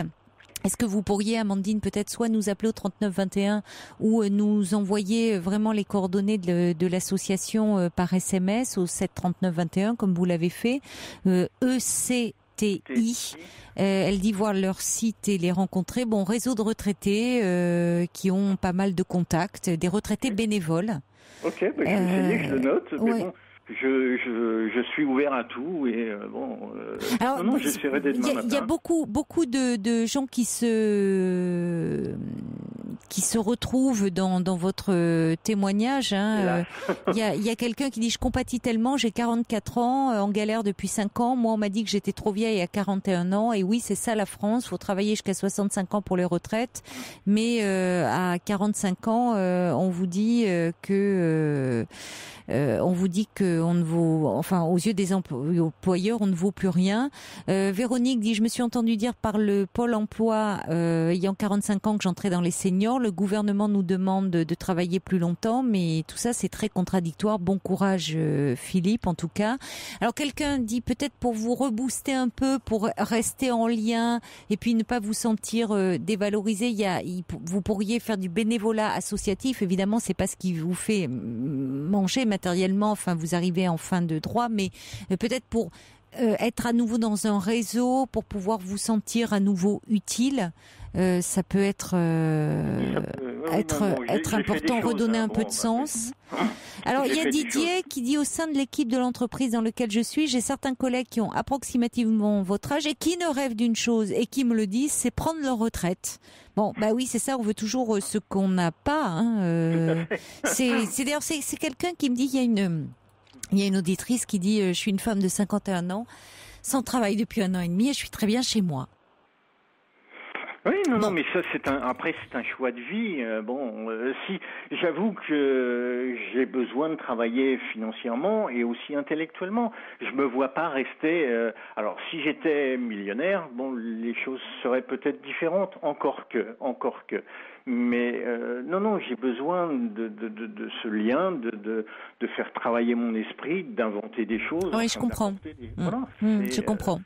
Alors, il y a quelqu'un qui dit vous pouvez postuler au rectorat en tant que prof contractuel en bac commerce. Quelqu'un qui dit qu'il n'y a pas de limite d'âge. Ah, bonne nouvelle. Bon, peut-être une piste à explorer, voir quelque chose comme ça. Malik dit j'ai 33 ans, je viens de sortir de formation aéronautique, je suis en attente depuis 3 mois maintenant, je trouve le temps long, j'ai un parcours dans le ferroviaire de 5 ans, je me sens inutile, il y a du travail et les recruteurs tardent à téléphoner alors que je vois des offres tous les jours sur internet, dit Malik. Et puis on a Corinne qui est avec nous, je crois au 3921. Bonsoir Corinne. Oui, bonsoir. Bonsoir. En fait, là, ce témoignage m'a vraiment beaucoup touchée. Là, c'était longtemps que j'avais pas appelé, mais là, j'ai pas pu m'empêcher d'appeler. Merci beaucoup. pour parler à ce monsieur parce que ça me désole un peu parce qu'en fait je voulais lui dire que la vie a beaucoup changé, il le sait sans doute. Moi j'ai 50 ans, on reste plus dans les entreprises toute sa vie, les sociétés licencient, elles n'engagent pas en externe. Mais voilà, moi je pense qu'il devrait ne pas être obsessionnel sur sa recherche d'emploi, il devrait peut-être prendre un peu de distance, s'occuper de lui, voir quelques amis, faire un petit peu autre chose, vous voyez pas. Moi j'ai 50 ans moi-même, moi j'ai fait de l'intérim. Moi, j'ai fait de l'intérim toute ma vie, et donc en fait, des fois, j'étais sans activité. Mais je pense qu'aujourd'hui, il faut le prendre différemment. Il faut prendre les choses mieux parce que vous êtes un homme certainement très bien, on l'entend. Votre fils vous aime beaucoup certainement, donc vous n'avez aucune raison de vous décourager comme ça. C'est pas de votre faute, c'est la faute de l'économie, de plein d'autres facteurs. Il faut vraiment que vous soyez différent, que vous soyez pas obsessionnel sur la recherche d'emploi, voilà. Et que bon, moi j'ai pas mal d'adresses éventuellement parce que vu que j'ai fait pas mal de sociétés, bon, si éventuellement je peux laisser mes coordonnées, même pour vous aiguiller. Oui. Mais je voudrais pas que vous soyez découragés comme ça parce que c'est pas possible. Quoi. Non, je suis pas découragée, Corinne. Hein. Je suis pas découragée. Je suis tout au plus. Mais n'écrivez pas. Moi, je vous conseillerais de pas écrire autant de lettres parce que vous savez, il faut vraiment peut-être vraiment cibler un petit peu, quoi. Parce que si vous écrivez des lettres, vous savez, les gens vous répondent plus, alors vous vous sentez un peu. Puis n'hésitez pas à rappeler les gens. Vous voyez, essayez de vous, si vous voulez, de vous remettre sur pied, de faire face à ces employeurs qui vous répondent pas, ou de pas écrire autant de lettres. Essayez de cibler un peu ce que vous voulez. J'ai ciblé, Corinne. J'ai ciblé, croyez-moi. Ciblé parce que 400 lettres, c'est énorme. C'est beaucoup. C'est juste un exemple. Quand vous trouvez sur un site une annonce qui correspond, mais typiquement trait pour trait à votre cursus professionnel, vous écrivez et vous n'avez pas de réponse. Bon, vous dites ok, ils ont trouvé quelqu'un d'autre. Ceci étant, vous revoyez exactement la même annonce 3 semaines plus tard. Mais vous savez pas qu'il y a des annonces généralistes, que les cabinets de recrutement mettent des annonces généralistes pour trouver du personnel, tout simplement, mais que ça ne correspond pas à une recherche effective. Oui, non, mais c'est déjà ça ne correspond pas. Déjà, les gens parfois recrutent en interne, et en plus, la plupart du temps en temps de crise, ils annulent les missions. Donc vous êtes en rien concerné par tout ça. Je veux dire, il y a plusieurs facteurs qui interviennent. Enfin, je veux dire, moi personnellement, j'ai 50 ans. On m'a jamais parlé de mon âge. J'ai tendance à refuser des postes en ce moment pour des raisons personnelles. Mais ce que je veux dire, c'est que voilà, occupez-vous de vous, soyez impeccable, soyez beau, sortez un petit peu. Je sais pas, engagez-vous dans une action peut-être un peu bénévole en attendant. Et puis vous trouverez tout naturellement, parce que vous avez l'air d'avoir tellement de qualité que à votre voix, vraiment, j'ai été très émue. Ne croyez pas ça. J'ai pas tant de qualité que ça, mais bon. Mais parce que vous vous dépréciez en ce moment, vous vous découragez, comme le dit Corinne. Et vous savez, la société a changé. Rappelez-vous qu'on est en pleine crise. Il y a beaucoup de, vous savez, les jeunes rencontrent les mêmes problèmes que vous. C'est pas une question de seniors, parce que vous savez, à la NPE, les jeunes et les seniors, et les jeunes aussi, parce que et à la NPE, il faut savoir qu'il y a un dispositif pour les plus de 50 ans. Et moi, quand j'en avais 30, je me disais vivement que j'ai 50 ans pour postuler, parce que c'était drôlement intéressant. Il y avait un très bon salaire. Donc vous savez, renseignez-vous, regardez aussi le site Pôle Emploi. Vous verrez qu'il y a énormément d'annonces, pas forcément mal payées, et parfois il faut qu'une seule annonce. J'ai une amie qui a trouvé par la NPE à 55 ans le poste de ses rêves auprès d'un ambassadeur. Bon, vous savez, moi j'ai 50 ans aussi, il faut pas se décourager, mais ne recherchez pas comme ça, quoi. Alors justement, je reçois un mail d'Annabelle José qui demande dans quelle région vous vous trouvez, Philippe, parce qu'elle a son beau-père qui est responsable d'une imprimerie et qui recherche activement du personnel. Vous êtes dans quelle région ? En région parisienne. En région parisienne, d'accord. Oui. Bon, Annabelle, voilà, si vous pouvez, on n'a pas votre téléphone, on a votre mail, mais si votre beau-père est en région parisienne, 3921, on fera suivre évidemment. Et je rappelle que donc vous cherchez dans les arts graphiques, imprimerie, enfin un poste de commercial en tout cas en région parisienne aussi. Je pense être capable de vendre n'importe quoi d'ailleurs, voilà, et sortir des arts graphiques me poserait pas de problème du tout. Voilà. Oui, on vous sent très, très, très ouvert. Enfin, vous avez cette envie de travailler, vous avez une aisance, on l'entend, relationnelle, une facilité et un désir, une profonde motivation en tout cas. Mais Caroline, vous ne pensez pas qu'il devrait prendre un peu de distance et pas envoyer tant de candidatures spontanées, parce qu'en ce moment, il n'y a pas beaucoup de gens qui recherchent, vous voyez ce que je veux dire. Donc, ça vous décourage quand vous recevez des réponses négatives? Ou quand on n'en reçoit pas, mais en même temps, c'est vrai que là, il arrive, Philippe arrive en fin de droit aussi, donc c'est, voyez, c'est quand même angoissant aussi, hein. Il y a quand même ce côté angoissant. Voyez, il peut pas vivre de la pluie et du beau temps, quoi. Ah non, il y a des charges, elles tombent tous les mois et malheureusement, il faut. Il n'y a pas un psychiatre qui vous suit ou un psychologue qui pourrait vous mettre en maladie, le cas échéant après, pour que vous soyez au moins un peu. Je vais vous laisser. Il y a peut-être d'autres gens qui veulent intervenir, mais moi, je vous soutiens de tout cœur. C'est gentil. En tout cas, vous disiez aussi que vous aviez certaines adresses. Peut-être on peut. À lui donner. Alors hors antenne, on pourra vous mettre en relation. Moi, je veux bien donner hors antenne mon numéro de téléphone. Écoutez, merci beaucoup. Alors Corinne, ne raccrochez pas. Paul va vous reprendre hors antenne et on vous mettra en relation.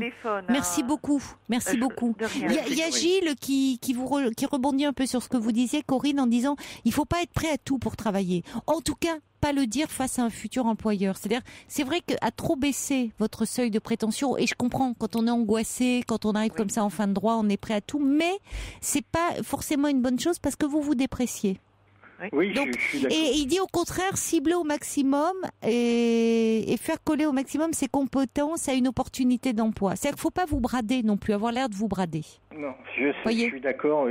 C'est ce que j'ai pas fait pendant 3 ans, puisqu'on m'a proposé des postes où je gagnais 4 fois moins que ce que je gagnais avant. Donc, mais je comprends, c'est que vous vous sentez aussi pris à la gorge là, hein, c'est-à-dire et dans ces cas-là, malheureusement, oui, il y a c'est compliqué de prendre du temps pour soi, de s'occuper de soi et de quand on se dit voilà, comment je vais faire pour vivre concrètement. C'est ça aussi. Non, mais écoutez, moi j'ai rencontré des gens de votre âge qui ont retrouvé justement, toujours à l'arrêt de bus, je parlais à un monsieur qui a quitté Revlon et qui a retrouvé. Je veux dire, vous avez plein de possibilités de retrouver, hein, croyez-le, soyez-en certains. Donc, tout peut arriver, la vie vous réserve. J'essaye d'en être certain, en tout cas. J'essaye d'en être certain et je garde, un certain optimisme et puis au moins le volontarisme. Mais en tout cas, parfois, ça vaut le coup de prendre un peu de recul, surtout dans un moment comme ça, quand on n'est pas bien, pour voir ce que vous pouvez faire plutôt que de se confronter à de la déception à nouveau, parce que c'est vrai qu'il n'y a rien que de plus déprimant que d'envoyer de plein de choses et puis de se dire, il n'y a pas de réponse ou des réponses négatives. Donc il vaut mieux à un moment son énergie la mettre autrement, dire ça ne marche pas dans ce domaine-là, qu'est-ce que je peux faire, me reconvertir dans quoi, plutôt que de dire je vais faire tout et n'importe quoi, parce que ça laisse ouvert, on se brade, on perd l'estime de soi, et puis finalement on ne trouve pas forcément, parce que les gens quand ils voient arriver aussi votre CV et qui vous trouvent surqualifié, ils ne vous répondent pas non plus, donc c'est le serpent qui se mord la queue. Donc c'est vrai que par moment, même dans des moments où on est angoissé d'urgence comme ça, prendre un peu de recul pour faire le point, pour mieux rebondir. Mais c'est vrai que je reconnais que c'est plus facile à dire qu'à faire, parce que quand on est stressé, qu'on voit le temps passer et qu'on voit le fait, les moyens aussi financiers s'amenuiser, c'est compliqué. Oui, parce que j'ai pris du recul avec Caroline. Hein. J'ai pris des périodes où effectivement, pendant 8 jours, je faisais rien, où je m'occupais de moi. Effectivement, je continuais à faire du sport, j'ai continué. Je vais beaucoup au cinéma, heureusement, ça me sort, mais là, c'est vrai que je vois la deadline arriver mais il y a quand même du travail, hein. Je vous assure qu'il y a quand même du travail pour ceux qui veulent travailler. Vous voyez, moi, j'ai refusé 3 postes. Après, c'est mon choix, mais il y a quand même du travail. Oui, mais vous êtes dans quel domaine ? Non, moi, je suis pas dans son domaine, mais j'ai toujours travaillé pour des dirigeants d'entreprise depuis 24 ans, donc je connais beaucoup de sociétés comme Airbus.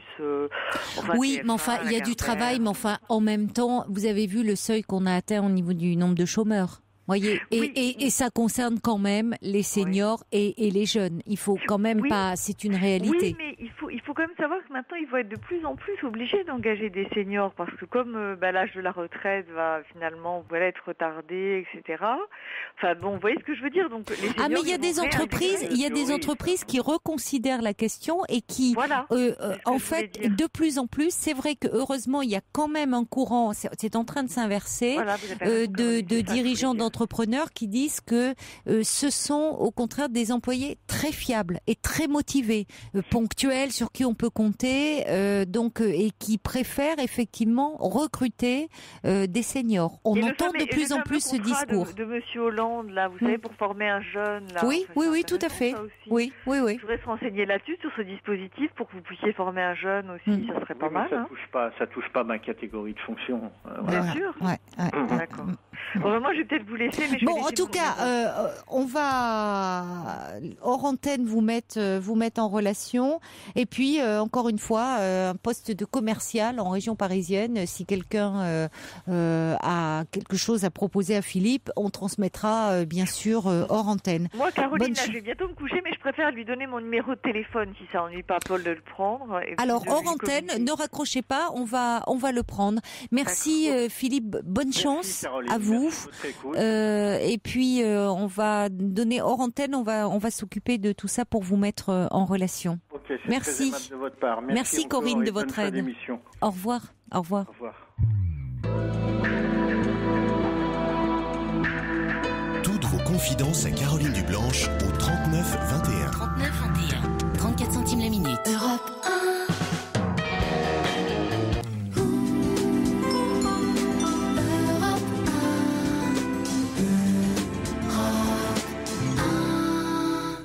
Et merci à Louise qui vient d'appeler le standard d'Europe 1, le 39 21, pour dire que son mari monte une boîte et a besoin de commerciaux en région parisienne. Donc nous avons transmis, Louise, vos coordonnées à Philippe. Merci beaucoup. Et franchement, c'est vrai que Philippe, on le sent ultra motivé. Puis c'est quelqu'un qui s'exprime bien et qui on sent très à l'aise dans la relation. Donc il ferait sûrement un très bon commercial, outre le fait évidemment qu'il a de l'expérience dans ce domaine. Bonsoir Lily. Oui, bonsoir Caroline. Bonsoir. Donc c'est un peu compliqué. Moi je vous appelle parce que ça fait très longtemps que je vous écoute. Oui, merci beaucoup. Et puis voilà, c'est à mon tour de rencontrer une difficulté. Oui. Donc du coup je me suis dit qu'il fallait que je vous appelle. Vous avez bien fait. Que j'ai 43 ans, je suis mariée. Oui. Et il y a 1 an et demi, en fait, par le biais d'une activité sportive, j'ai rencontré quelqu'un. Oui. Donc j'ai eu une aventure, une liaison avec cette personne qui était prête. Alors au départ, pendant les premiers mois, ça a été quand même assez fort. Vraiment, moi je me suis beaucoup interrogée sur le fait de rester ou pas chez moi. Et puis à ce moment-là, je ne suis pas partie. Parce que malgré tout, je suis très attachée à mon mari et ça fait 1 an et demi que cette relation dure. Oui. Avec des interruptions qui sont toujours liées à moi, en fait, parce que, en fait, j'ai l'impression d'étouffer dans cette relation. Et puis, ce que je lui ai expliqué à un moment donné, que je faisais le choix de ne pas partir, donc que ça allait être compliqué pour moi, mais que malgré tout, je souhaitais rester à la maison. Et donc, au départ, il me donne pas de nouvelles. Après, j'ai des relances par mail, par téléphone. Et puis, à chaque fois, en fait, je reviens. Et puis, j'ai l'impression que je m'enferme dans une relation. Donc, je reviens, je suis 3 jours bien, et puis après, il m'étouffe, en fait. C'est quelqu'un qui est... oui, pourquoi, justement en quoi est-il étouffant Parce que, en fait, il m'envoie des messages, il veut me voir... Voilà, il supporte pas par exemple, si une journée, je ne peux pas le voir, moi je lui envoie un message. Oui. Il est simplement même content d'entendre ma voix, mais moi je lui dis, j'ai pas forcément le temps. Et donc si je lui envoie seulement un message, je vois bien que derrière sa journée à lui est mauvaise.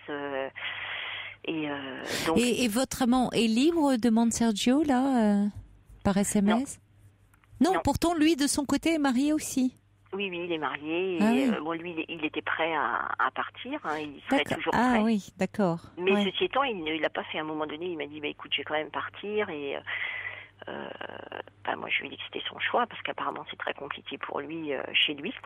Oui. Hein, mais ceci étant, il n'est toujours pas parti. Et là, par exemple, aujourd'hui, voilà, moi, j'avais une journée de boulot où je ne pouvais pas me permettre de le voir. Oui. Et je lui ai envoyé un texto ce matin en lui disant, je n'ai pas le temps de te parler, parce que voilà, ça dure... on passe du temps au téléphone. Mhm. Et il m'a dit, pas de souci. Et je l'ai appelé ce midi, il était déconfit, quoi. Mais c'est-à-dire, vous le sentez triste, enfin, il vous fait culpabiliser. Qu'est-ce Voilà. qui se passe? Il vous Oui, fait culpabiliser. oui. Ouais, il est mal, il me dit que je suis, parce que ce matin, je lui ai répondu, voilà, je n'ai pas le temps de te parler, j'espère que tu vas bien, et il m'a mis, ah oui, j'espère qu'il y a du soleil, parce que c'est souvent ça, on se dit il y a du soleil ou pas, et en fait, il m'a mis, mon soleil, c'est toi, et en fait, je ne l'ai rappelé qu'à midi. Et tout de suite, je le sens, en fait, dès que je me positionne, moi, c'est vrai que je suis très ambivalente, hein, je ne nie pas ça du tout. Oui.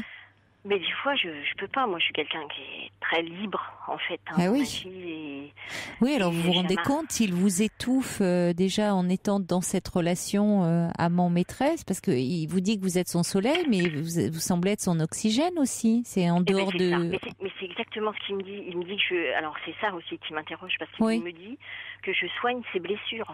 Oh là là, oui. Oui, il est très dépendant. Ouais. Mm. Et ce qui fait que, voilà, ce soir, moi, je lui ai dit, c'est bon, quoi. Là, on devait se voir, on devait partir un petit peu tous les deux. Enfin, on arrive quand même à se prendre des jours. Et moi, là, je lui ai dit non, c'est pas possible, quoi.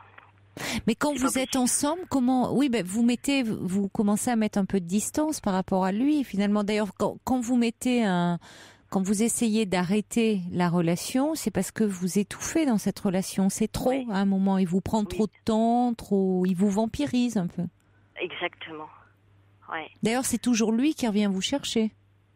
Non, Non, la quand dernière même fois, il pas. a respecté quand même. D'accord. Ouais. C'est-à-dire que la dernière fois, en fait, il m'a dit, ouais, non, je vais te respecter. Mais c'est-à-dire qu'on fait une activité commune. Hein. Oui, l'activité sportive, là. Oui. Ouais. Oui. Et du coup, en fait, il n'est pas venu à ce week-end-là, alors qu'il était inscrit. Et c'est vrai que moi, je culpabilise, en fait, parce que je me dis, oui, il se prive de ça parce que je suis là. Et puis, ça me met mal aussi, quoi. Donc, je lui ai renvoyé un texto, là, le lendemain, en lui disant... t'es content de ce que t'as fait, alors que je pensais vraiment le voir pendant le week-end, puis je m'étais dit on est adultes, quoi, donc on va réussir à se parler, mais non. Ouais, et j'arrive pas non plus à m'en sortir, moi, parce que je veux dire, mon mari a été au courant, hein, je lui ai dit quand j'ai voulu partir, oui, je lui ai dit, enfin il n'est plus au courant, enfin il n'est pas au courant que ça dure, mais au moment où j'ai voulu partir, quand même, je lui ai dit que je savais plus où j'en étais, que j'avais quelqu'un. Oui. Et donc, voilà, on a beaucoup discuté. Et puis, c'est là où je le savais, hein, ce que j'avais à la maison. Mais voilà, ça m'a permis aussi de m'apercevoir que, voilà, je tenais beaucoup à lui. Et il m'a laissé le choix. Il m'a dit, moi, voilà, tes enfants t'aimeront toujours, puisque je culpabilisais beaucoup par rapport à mes enfants. Il m'a dit, ça changera rien. Il m'a dit, moi, je veux te garder, mais il m'a dit, je te garde pas n'importe quel prix, quoi. Oui. Donc, c'est Oui, vrai mais il a été très intelligent, votre mari. Il vous laisse libre malgré tout. C'est-à-dire qu'il fait la part des choses entre... Il n'a pas cherché à vous culpabiliser par rapport à vos enfants, ce qui est souvent le cas dans les couples quand... et c'est de bonne guerre, mais c'est l'argument massu. Hein, quand on ne sait plus quoi dire pour retenir l'autre, on peut utiliser les enfants en disant que vont penser les enfants. Bon, il vous a rassuré sur ce point-là en disant que le problème, il n'était pas là, que vous restez la mère de vos enfants. Voilà. Il resitue par rapport à votre couple et il veut vous garder parce qu'il vous aime, mais en même temps, c'est pas une carpette non plus. Il vous dit bien pas à n'importe quel prix. Il n'est pas à n'importe quelle concession non plus, vous voyez. Donc je trouve qu'il réagit très bien, votre mari. Ben oui. Il réagit de façon très mature, contrairement à votre amant qui lui a un côté très très immature. D'ailleurs, il vous dit que vous soignez ses blessures, mais ouais, ça, ouais. Bah et oui. voilà, c'est ce qu'il me dit. Hein. Il me dit que je suis son rayon et qu'en fait, quand je ne suis pas là, ça ne va pas. Il me dit, voilà, c'est exactement ça. Quand je le quitte, en fait, il me dit, et quand je le retrouve, il me dit, je respire. Il me dit que sinon, il ne respire plus. Oui, mais c'est ça, on a l'impression qu'il en manque d'oxygène quand vous n'êtes pas là. Mais ça pose question quand même. D'ailleurs, vous-même, vous rendez compte. Vous avez très bien dit, il se met dans une situation compliquée pour lui, qui l'amène à souffrir, puisque vous avez été très clair avec lui. Vous lui avez dit que vous ne quitteriez pas votre mari. Au départ, il a pu croire... Bon, et donc il peut espérer peut-être, puisque vous avez eu un gros coup de cœur pour lui, ça n'allait peut-être pas dans votre couple à ce moment-là, en tout cas vous avez eu un gros coup de cœur, mais très vite, vous lui avez dit après que vous étiez attaché à votre mari et que vous ne le quitteriez pas. Donc il se met en même temps dans une position, lui, où il va souffrir, puisqu'en même temps il dit qu'il ne peut pas se passer de vous parce que vous l'aidez à soigner des blessures, mais pour autant, il sait qu'il ne pourra pas avoir l'exclusivité avec vous. Oui, alors donc, ça aussi, voilà. Bon, alors, ouais. Alors. Et ce soir, il m'a écrit une lettre parce que, voilà, une journée où il me voit pas, enfin, on se voit pas tous les jours, mais malgré tout, là, j'avais dit, peut-être, et là, comme on ne s'est pas vu, donc il m'a écrit une lettre et sur laquelle il me dit, voilà, qu'il est jaloux de mon mari, qu'il va me laisser partir parce que de toute façon, il voit bien que c'est pas possible pour nous, mais bon. Mais ça serait bien, oui.